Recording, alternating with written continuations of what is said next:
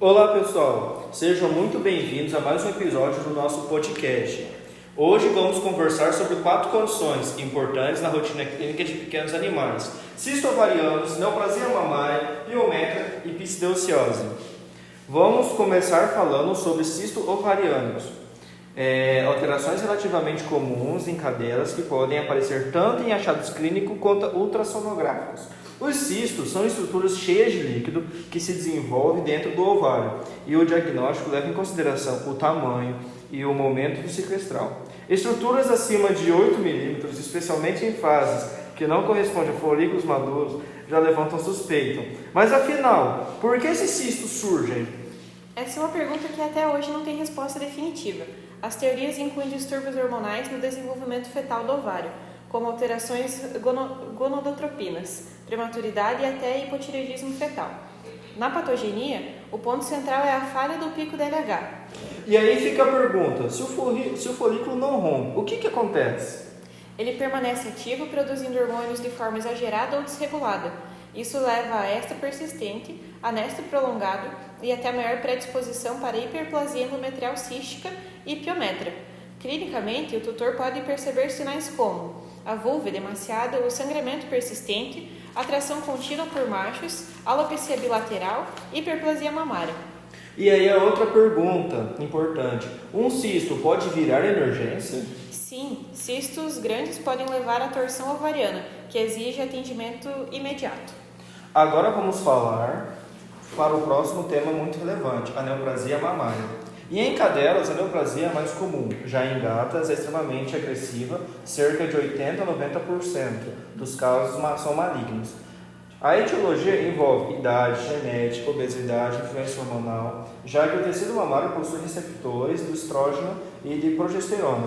E aqui surge uma reflexão importante, porque os hormônios são tão decisivos no desenvolvimento de tumores mamários? Porque eles estimulam a proliferação contínua das células da mama, aumentando a chance de mutações. Na patogenia, mutações em genes como P53 e BRCA contribuem para o crescimento descontrolado, invasão e metástase. O microambiente tumoral inflamatório também favorece a progressão. Os tumores podem se apresentar como nódulos pequenos, grandes, ulcerados, móveis ou aderidos. Podem causar dor ou serem achados casuais. E aí fica a pergunta para a reflexão do ouvinte: como poderíamos reduzir significativamente o risco da neoplasia mamária em cadelas? A resposta é clara: castração. Agora um tema crítico da clínica, a piométria. A piométria é uma infecção uterina grave que se desenvolve em um útero previamente alterado pela hiperplasia endometrial cística. A progesterona é um grande protagonista desse processo. Aumenta as secreções, reduz a contração uterina e diminui a imunidade local.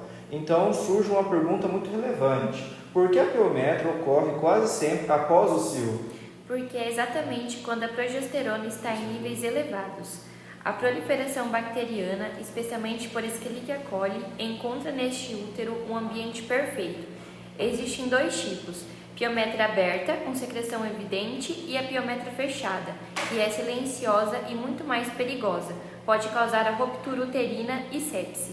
Os sinais clínicos incluem apatia, poliúria e polidipsia, vômitos, diarreia, secreção vulvar na aberta, dor abdominal, febre, taquicardia e taquipneia. E aqui vai mais uma pergunta reflexiva: por que a piométria fechada é tão mais perigosa que a aberta? Porque o pus fica retido, aumentando o risco da sepsemia e ruptura uterina. O tratamento padrão ouro é cirúrgico, ovário esterectomia. E para encerrar, vamos falar sobre a curiosa piscidociose, a falsa gestação. A piscidociose ocorre no diéstro, fase em que o corpo lúteo secreta progesterona por semanas, como se a cadela estivesse prenhe. Como não existe luteólise natural, o corpo lúteo simplesmente continua ativo. E aí vai a pergunta que sempre surge: se a cadela não está grávida, por que ela produz leite e age como se estivesse? Porque quando a progesterona cai, ocorre a elevação da prolactina, o hormônio que é responsável pela lactação e por muitos comportamentos maternais. E dentre os sinais incluem lactação, aumento de mamas, adoção de objetos, comportamento maternal, nervosismo ou agressividade e comportamento de ninho. E mais uma reflexão. Por que algumas cadelas desenvolvem a pseudociose logo após serem castradas? Porque se a castração ocorre no diestro, a queda abrupta da progesterona estimula o aumento da prolactina, desencadeando os sinais. E assim, então, concluímos mais um podcast de hoje. Gostaria de agradecer Eduardo Toschi, Rafael Afrin, Thaisa, Samanta e Ana Caim. Boa noite.